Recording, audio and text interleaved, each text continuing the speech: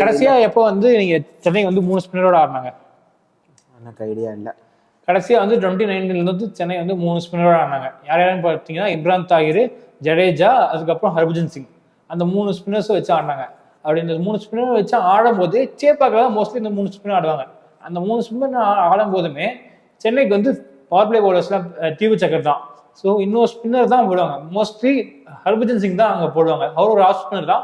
So அவர் தான் 2019 game வேற, இப்போ இருக்கிற கேம் வேற. இல்லை 2019ல இம்பாக்ட் பிளேயர் கிடையாது. பால் கண்ணை மூடிட்டு ஓப்பனர் சுத்த மாட்டாங்க. இப்போ அப்படி கிடையாது, கண்ணை மூடி ஓப்பனர் சுத்துறாங்க. அந்த மாதிரி இருக்குல்ல.